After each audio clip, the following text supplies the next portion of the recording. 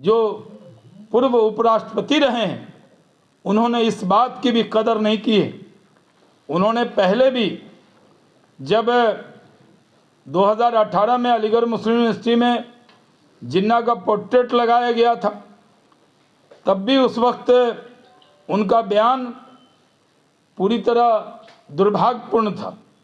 1918 में भी जब शरिया अदालतों के पक्ष में बयान देकर उन्होंने एक विवाद खड़ा किया था। 2017 में ही हामिद अंसारी जो पॉपुलर फ्रंट ऑफ इंडिया के कार्यक्रम में जब गए थे तो उनकी एक आलोचना हुई थी।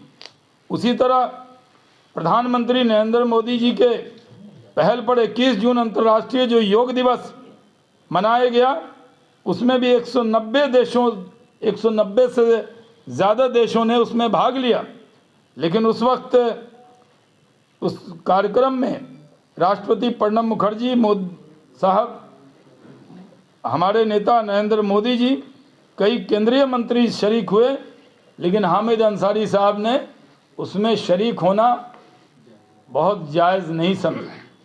उन्होंने जिस तरह की बातें की, वो देश पहले से, जब उन्होंने एक बार वंदे मातरम के लिए जब कहा गया तब उन्होंने कहा नहीं, मैं भारतीय हूँ, यही काफ़ी है।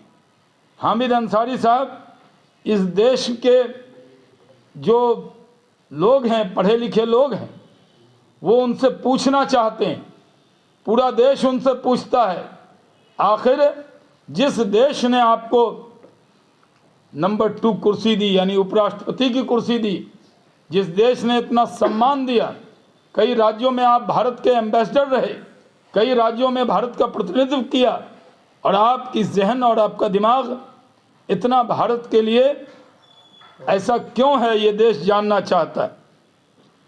जब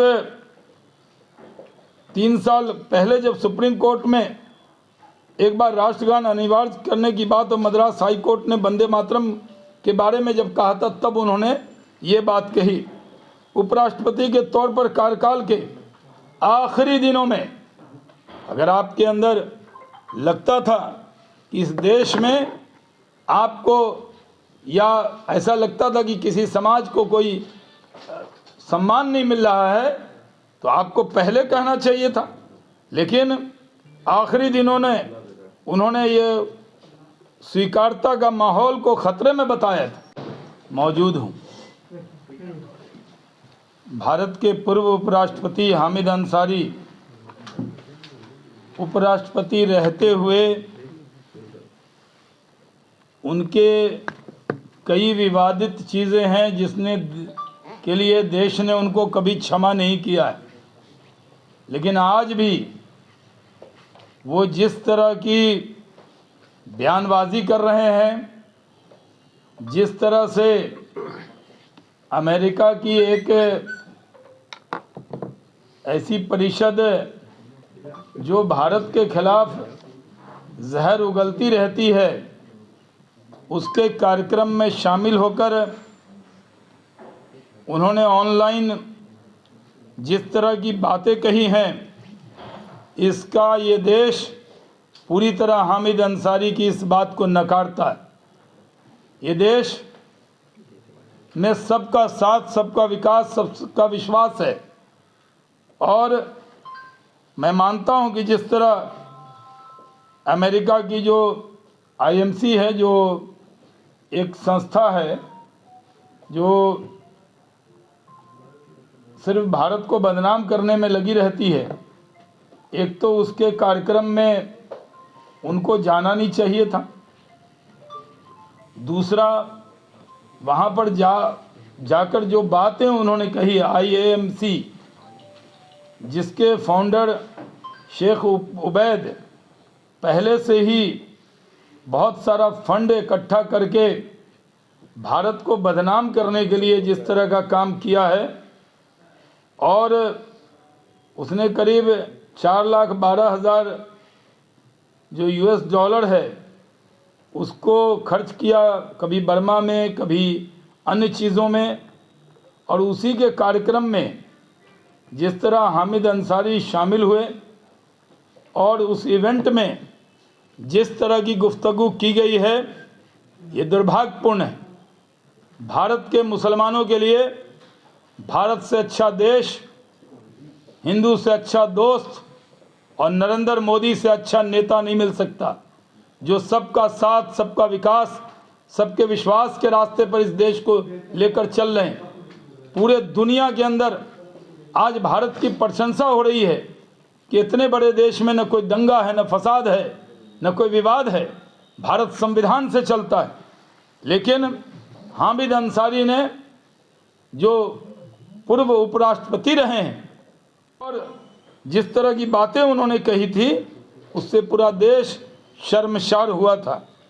और उनका ये कहना कि इस देश के बड़ी तादाद में लोग अपने को असुरक्षित समझते हैं, ये दुर्भाग्यपूर्ण है। पूरा देश इस बात पर उनकी आलोचना करता है। और मैं मानता हूँ कि जिस तरह जो जो अमेरिकी मुस्लिम परिषद है, जिसका काम है जहर फैलाना, जिसका काम है भारत के बारे में दुष्प्रचार करना, उसके कार्यक्रम में शामिल होकर उन्होंने एक उच्च मर्यादा, जब पद से हटने के बाद भी कोई व्यक्ति निभाता है, उस मर्यादा को तोड़ने का काम किया है।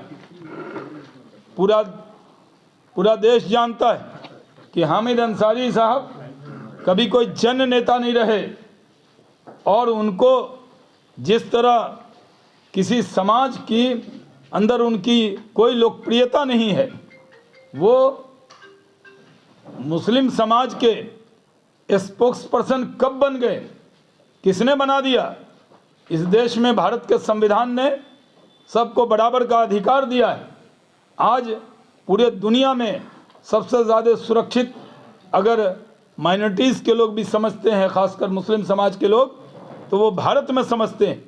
आज भारत में कहीं कोई दंगा नहीं, फसाद नहीं, सब लोग मिलजुल कर रहते हैं। इस बात को हर भारतीय को प्रचारित करने की ज़रूरत थी।